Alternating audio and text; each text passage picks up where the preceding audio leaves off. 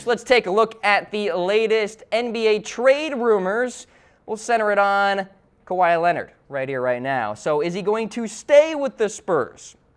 So recently, the Spurs leadership said that the franchise wants to keep Kawhi in the fold, but will, quote, explore all of our options. From what I understand, the Spurs are not actively shopping Kawhi at this juncture, but they are willing to listen to offers. And why wouldn't you? Like in fantasy football, maybe you're not particularly looking for a trade, but you will listen to offers. It's not like you're just going to ignore your buddy when they have a trade offer, right?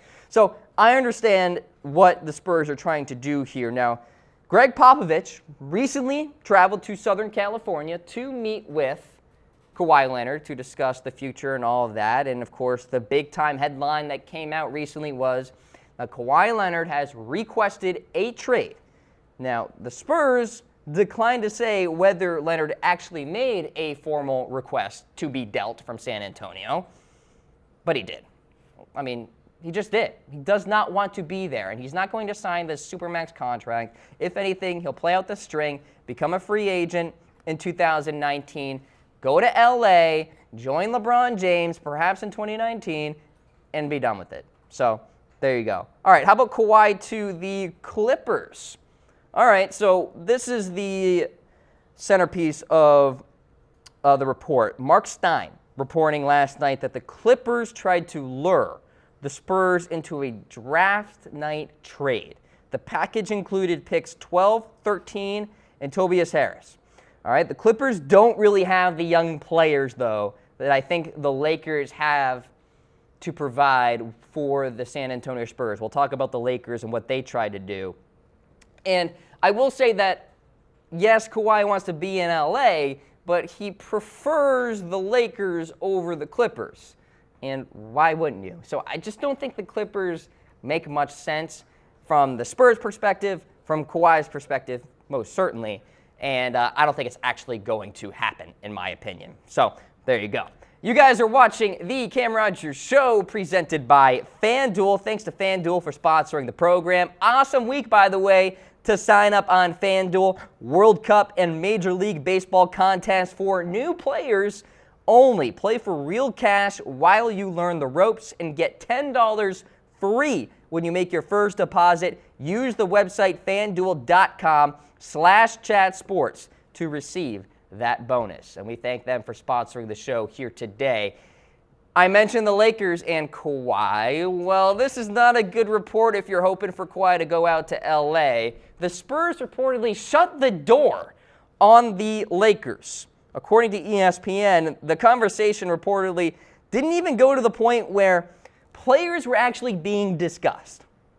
And if you guys are loyal watchers of this program, you know that I think Kawhi can still go to the LA Lakers. But this is also not surprising because I'm sure the Spurs just want to do their homework. See, the Spurs right now have a priority list of teams that they are willing to trade to. And as we stand right now, the LA Lakers are not high on that priority list. And why would they be? Why would you trade Kawhi Leonard within the Western Conference? Totally understand that. So what the Spurs are doing right now is essentially trying to dot their I's and cross their T's, going through every single team that could potentially trade for Kawhi Leonard.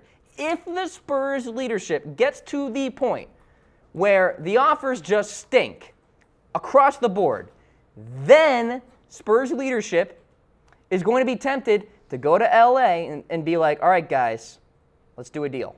Because everybody has a price, folks. Everybody. Don't let the rumors out there tell you that Kawhi can't go to the Lakers, because he can. If the Spurs don't find a good offer from the other teams out there, they're going to go back to the LA Lakers and they're going to be like, all right, this guy doesn't want to be here in San Antonio. We'll deal him to you. And there you go. And I think that's a very real possibility. So, yes, it's in the early stages here in terms of the Kawhi sweepstakes, and that's why the Lakers really aren't part of the consideration for the Spurs. It's early. They're doing their homework, so they're going through the process. I understand that. So keep that in mind. Now, in terms of Kawhi to the 76ers, According to Sports Illustrated, the 76ers draft selection opened up the possibility of acquiring Kawhi Leonard. Of course, they traded Mikal Bridges for Zaire Smith in a Miami 2021 first-round selection. And it made Harris and I kind of scratch our heads last night while we had the coverage, because we were like, well, why are the 76ers trading away Mikal Bridges? Oh, maybe they're trying to get Kawhi Leonard. And so maybe that's the thinking in terms of Philadelphia leadership. Sixers have a lot of draft capital going forward in the future, which could be attractive for the San Antonio Spurs as they try to make a deal with them. So keep that in mind. All right, let's go to the next trade rumor here on the list. Gortat, could he be traded? There were some reports out there that maybe he was going to be traded last night from the Wizards. He actually said, Gortat himself, reportedly 99% sure he will be traded from the Wizards soon. And they did try to deal him along with the number 15 overall selection last night. Not wholeheartedly, and they didn't really aggressively pursue this deal. They were somewhat reluctant to do so, according to some reports out there. And we'll see what happens in terms of Gortat. He said he expects to be traded to the Western Conference. Has spent 5 seasons with those Wizards, entering the final year of his deal, set to make $13.5 million. It's kind of a lot of money for Gortat. We're talking about a Wizards team here that is somewhat strapped for cash as we stand. It was really important for them to have a good draft last night because they have some expensive players on that roster. 8.4 points per game, 7.6 rebounds per game for Gortat there in the 2017-2018 season. All right, folks. LaVar Ball has spoken in regards to a potential Lonzo Ball trade.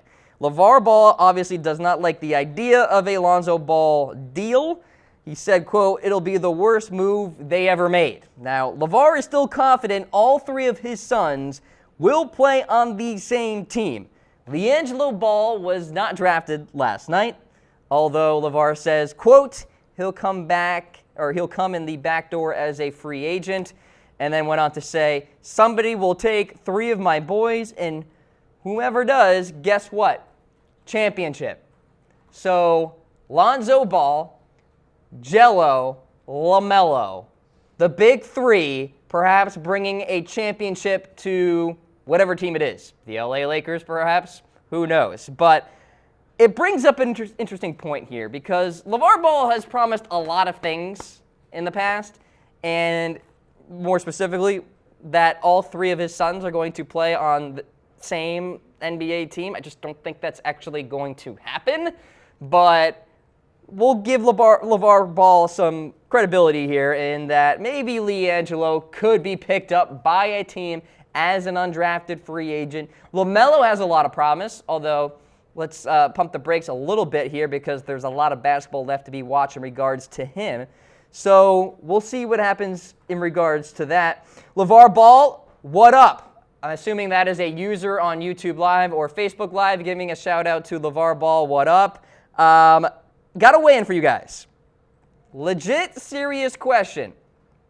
Who would you rather hang out with? LaVar Ball or the 45th President of the United States, President Donald J. Trump, the leader of the free world?